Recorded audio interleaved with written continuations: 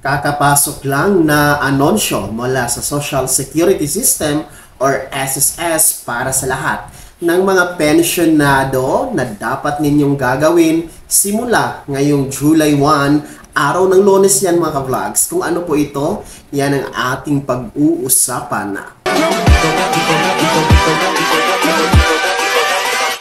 Hold up.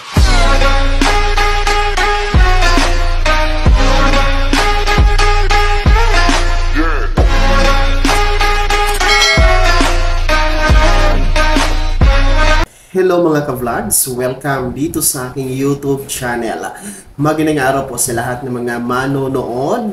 Saan mang dako kayo sa mundo, kumusta mga ka-vlogs?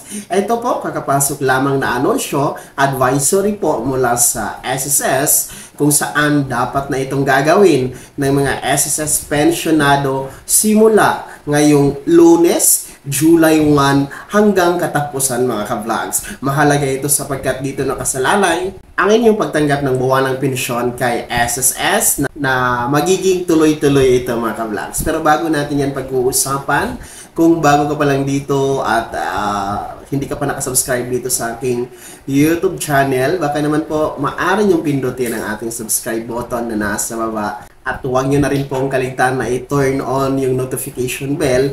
Ilagay nyo po sa all para updated kayo sa lahat ng mga videos na i-upload ko.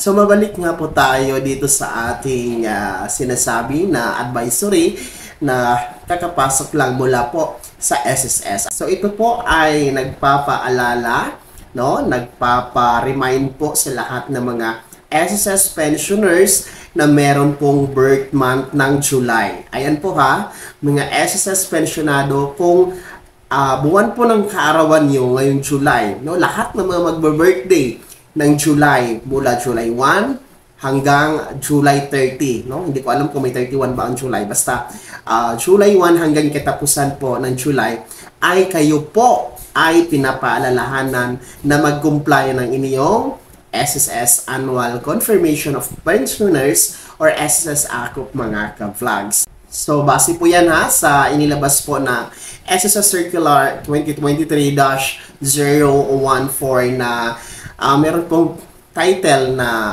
Revised Guidelines of Annual Confirmation of Pensioners mga ka-vlogs. Revised guideline siya kasi po ang nire-required lang po ngayon na magpa-AKUP ay yung mga merong edad na pensionado na 80 years old pataas. Kasi noon mga ka-vlogs, lahat po no, kahit bago pa lang nagpensyon ay required na talaga magpa-AKUP. So ngayon po, base dun nga po sa inilabas na SSS Circular ay ang nire-required lamang po na magpa-AKUP ay yung mga 80 years old pataas. So ibig sabihin kung kayo po ay hindi pa naka 80 years old pataas, no, 79 years old pababa kayo, ay hindi po required kayo na magpa-AKUP. So, sino-sino nga po ba ang magpa-AKUP? So, ang magpapa-AKUP po ay lahat po ng mga types of pensioners. Sila po yung mga retirement pensioners, total disability pensioners, yung ating mga survivor or death pensioners, at maging yung ating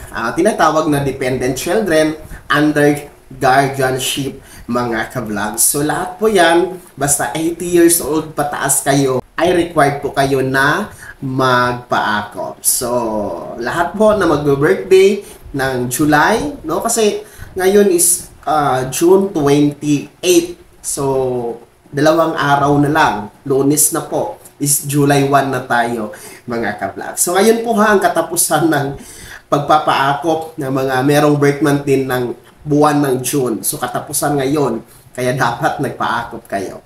Kahit po nasa abroad kayo, no, required pa rin kayo magpa-AKUP. Nasa Pilipinas man po kayo or nasa abroad, ayan mga ka-vlog, sa kailangan na magpa-AKUP para hindi ito maputol temporary. No? Tuloy-tuloy po ang pagtanggap. And paalala din po sa mga dalawa yung pensyon, no? Gaya po ng ating mga retirement pensioner, and then death or survivor pensioner din po kayo, kailangan po ng dalawang AKUP reply form ang kailangan yung isumite kay SSS mga ka-vlogs.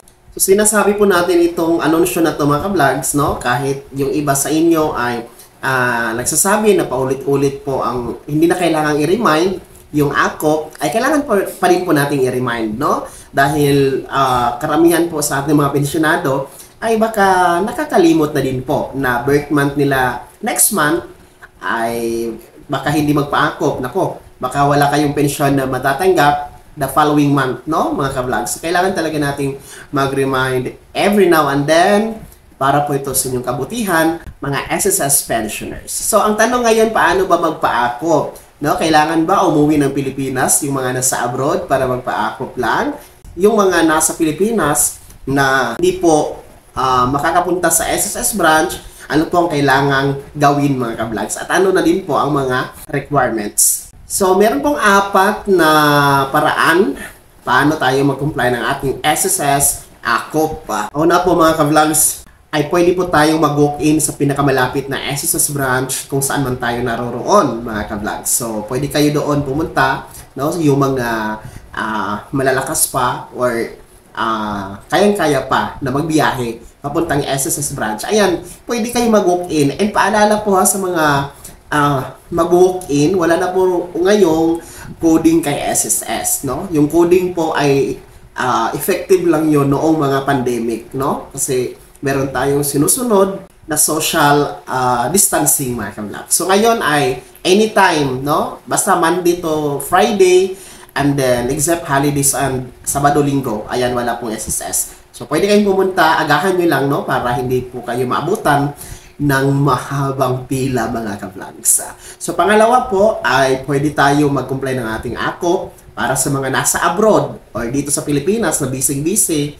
Ayan po, pwede kayo mag-comply through online, no? Sa pamamagitan po ng online, and then gamit po yung app na Viber, mga ka-vlogs. So wala mga Viber na app, no? Kung gusto niyo po ng online compliance nitong AKOP, ay maaari kayong mag-download nito sa inyong Play Store, no? Yung Viber, mga ka-vlogs. Well, anyway, ang mga Viber account, no, Viber number ng mga SSS branches nasa screen nyo po. Ayan po. Pwede nyo yung screenshot, no, para makita nyo po at ma-take note nyo po yung Viber number ng mga SSS branches from Luzon, no, NCR, Luzon, Visayas, and Mindanao. Pangatlo po, pwede tayo mag-comply ng ating SSS AKOP sa pamamagitan ng mga selected banks. So, sa SSS po ay naglabas po ng circular kung saan po ay meron po mga selected banks na kanilang diniklara na pwede kayo mag-comply ng inyong SSS AKOP, mga ka-vlogs. So, andyan po sa screen nyo yung mga selected banks. Kung kliyente po kayo dyan, no, ayan, pwede kayo mag-comply ng AKOP, no? Sa mga hindi kliyente ng mga bangkong yan, hindi po pwede, mga ka-vlogs. Only mga clients ng mga bangkong yan. And lastly, pwede tayong mag-comply ng ating AKOP sa pamamagitan ng pag-request ng tinatawag nating home visitation. So, para po ito sa mga hinang-hinan na nakaratay sa higaan, no? Mga bedridden natin na mga pensionado ni SSS, pwede kayong magpabisita, no? Home visitation ng SSS. So, para po doon sa magpapa-home visitation and then doon sa online, no? Doon sa binanggit natin kanina na Viber na app. Kung yun po yung paraan ng pag-comply nyo ng AKOP na gusto nyo, ang una nyo pong gagawin ay mag-email kayo kay SSS para mag-request kayo na mag-online kayo or mag-request kayo na magpabisita sa bahay. No? And then, si SSS po ay magre-reply niyan. Kasi si SSS po ang mag-confirm kung anong araw, petsa, at oras, mga ka-vlogs. So, mag-email po kayo. Mag-request po kayo through email kay SSS kung online or magpa-home visitation kayo. So, yun po yung mga paraan paano tayo mag-comply ng ating SSS AKOP. So, ngayon po sa mga requirements naman na kailangan po natin ng SSS AKOP form. So, ang SSS AKOP form ay available po ito sa mga SSS branches. Sabihin nyo lang po sa guard or sa information na magpa-AKOP kayo, bibigyan kayo ng form. So, fill upan nyo yan, mga ka-vlogs, no? Ang SSS AKOP na form. Hindi po yan pinagbibili. Walang bayad yan, ha? Libre lang yan. Pero, kung online po kayo magpa-AKOP or doon sa home visitation, kailangan nyo pong mag-download, no? Mag-download kayo ng SSS AKOP form sa iyong cellphone. No? Punta lamang po kayo sa my.sss account nyo, then hanapin nyo yung forms Ayan, hanapin nyo yung SSS Annual Confirmation or SSS ACOP form mga ka-vlogs, no? Sa mga online na mag-comply ng ACOP. Sa mga selected banks, no, mag-comply sa bangko, meron pong ACOP form sa mga bangkong yan, available po. Then, sa mga magpa-home visitation, ay maaari naman kayong mag-request kay SSS na sila na yung magdala ng SSS ACOP form nyo, mga ka-vlogs. So, ayun ha, paalala po, advisory mula sa SSS para sa mga pensionado ni SSS na meron pong birth month ng July.